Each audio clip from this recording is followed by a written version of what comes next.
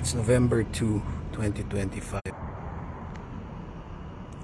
It's around 1:32 a.m. This is in J3.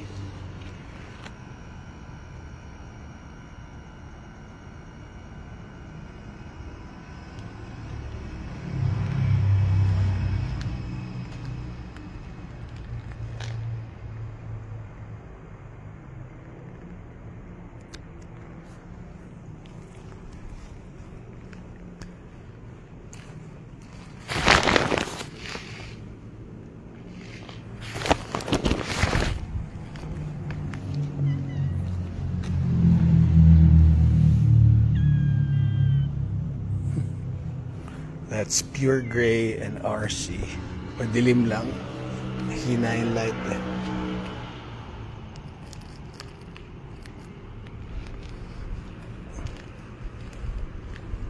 Di pa ako nakapagpagawa ng tarpaulin. So yan muna.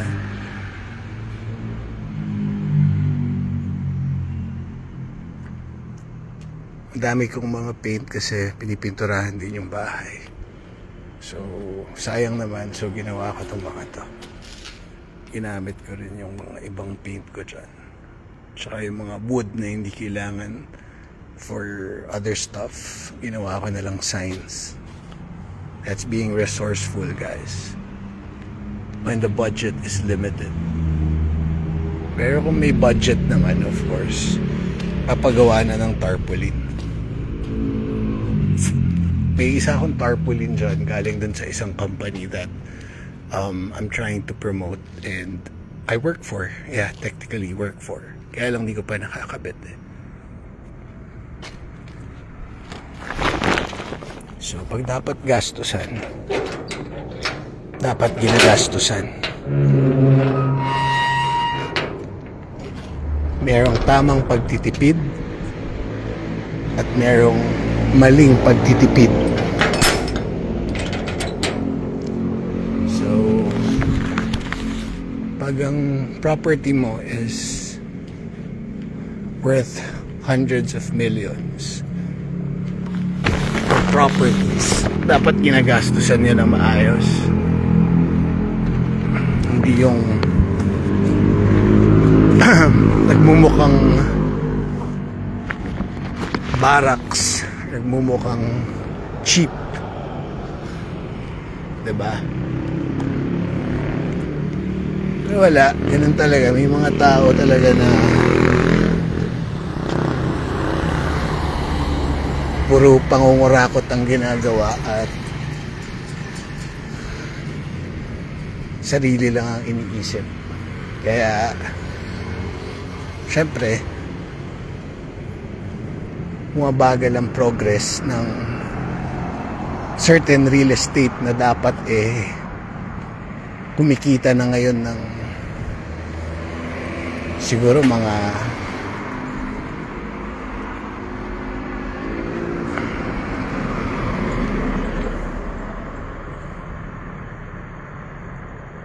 mga 7 digits or 8 digits per month.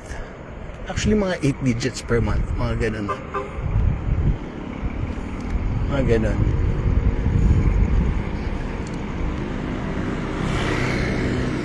So, wala eh.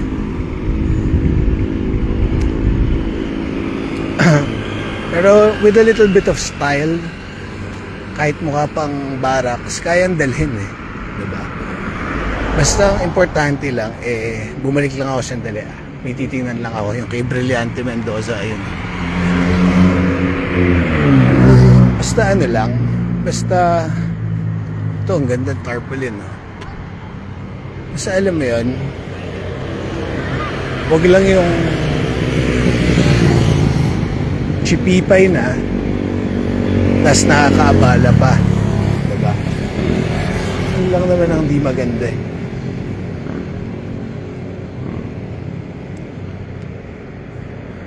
Tsaka make sure na hindi nakakaabala ng personal business and specific business or literal na business, diba? Sa mga tao. Kung magpapaka-cheap na rin yung tao, huwag na lang makaabala. Pero ganun talaga minsan, diba? Sayang, pwede nang kumita ng mga 8 digits a month ang ilang properties na prime. Lalo na kung may gas station na active na tumotodo sa marketing and sales, diba? Kaya lang walang creativity yung mga iba, so kailangan natin pagpasensyahan. Pero wag na lang sanang nakakaabala, diba? So I don't know if I said it already, I'm on graveyard shift. I'm gonna get my ice maybe at 7-Eleven or Jollibee or Giro. Hello kuya. Ay, magaling. Hi ka sa video. Ha? Hello ka. Ano? Nag-vlog ka? Oo. Punta lang ako, hanap lang ako ice. So yun si kuya, yung mga kaibigan natin guys. Kahit hindi mayayaman, hindi chipipay. Diba? Yan mga yan, pag tumulong yan, alam mong galing sa puso. Kahit 20 pesos lang bigay sa'yo, 15 pag inulang ka ng pamasahe, mga ganong klaseng bagay. Minsan ililibre ka pa ng pamasahe kahit alam mo hirap na sila sa buhay. Yan ang mga taong may hirap pero hindi chipipay. Minsan kasi may mga mayayaman dyan na puro forma. Hindi naman nila pera, nakaw pa, chipipay naman. Mga ibang tao pa bilib na bilib sa kanila dahil nabibigyan nila nagagawa nilang puppet kung anong gusto nilang ipakalat, napapakalat nila, diba? Dahil nauuto nila yung mga taong ayaw gamitin ang talino at galing at nagpaka-puppet na lang. Pero si kuya, yung kaninang nakita nyo, yun, marunong mag-isip yun.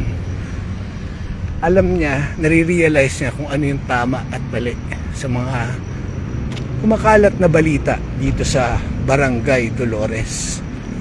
Kaya gusto ko yung taong yan. Dahil alam niya gamitin ang kanyang isip. At hindi siya nagpapaka-puppet. Ang puppet kasi is hindi nagagamitin yung utak at sasabihin na lang at ipapakalat lahat ang gusto ipakalat ng mga taong may propaganda, may masamang intensyon sa ibang tao. Tapos ayaw na nila mag-isip, kahit alam na nilang mali sila, gagawin at gagawin pa rin nilang ikalat dahil puppet na nga sila dahil binenta na nila yung kanilang kaluluwa sa mga puppet master. Nakakaawa yung mga ganun tao. Pero of course alam ko hindi lahat ng puppet magiging puppet dahil in time na-realize nila ang sincerity mo at na nagkamali sila, umaayos din sila, diba? Yun lang yun. Ano tayong ice. So di pa ako nakakapaglaba. So itong joggers ko mga ilang beses ko nang suot. At itong aking jacket. Abel! Yan, di ko alam kung anong prep niya.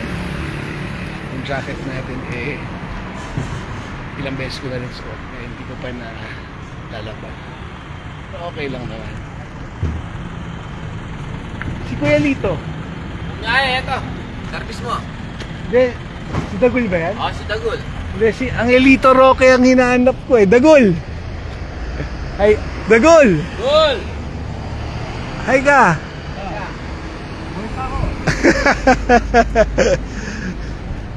Mga kaibigan natin yung mga yan.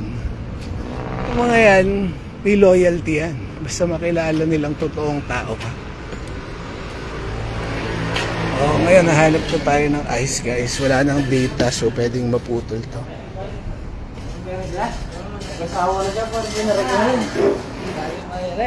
Hi, Brian. Walang ice? Wala. Hi ka muna sa live. Hi. Tagal ko nang magla-live. Ano ka ba? Check mo. Wine Kapati CVG. Sige. Pero ito, iba to. Sa Wapak to. Wapak. Chunli. Busy si Chunli, guys. Ayun siya. Pupunta muna akong Jollibee. Bili na lang ako ng Yum Burger para malagyan ko ng ice yung mga aqua flask. Or pwede rin akong pumuntang hanger station sa may Sampaloc kung okay sila. Idala naman akong baseball bat dito kahit madilim doon at wala yung mga kaibigan ko doon, medyo mas okay naman. So ano sa palagay nyo, guys? Jollibee na lang siguro, no? Para mas maganda sa vlog, no? Since 2011 or 2010, mga around that year, kasi definitely before 2013 pa, I was going here na, and I get the free Jario with a pineapple juice drink, kung ano mga million. So order na lang tayo. Order tayo ng Yum.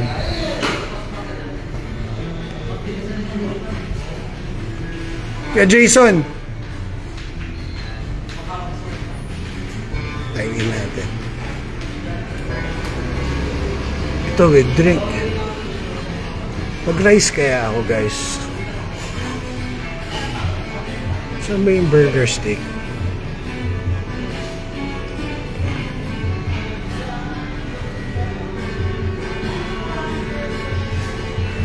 Ito 69 pesos lang. Carbs na rin yan, diba? Kanina kasi nag-burger na ako eh.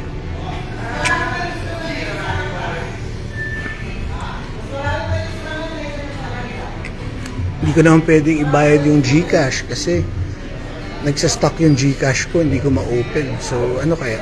Yum na lang? Okay na yan.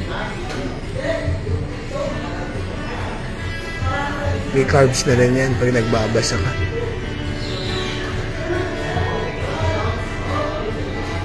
Pero guys, don't get me wrong, hindi lahat ng puppets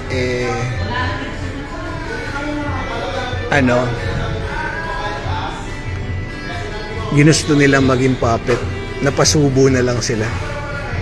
Pero under the influence ng puppet master, diba? Pero yung iba doon, marami doon na-pollute lang ang utak pero may puso talaga.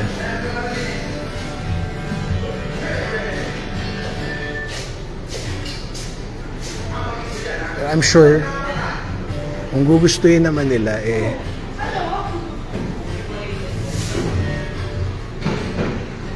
masasave nila yung sarili nila from puppet.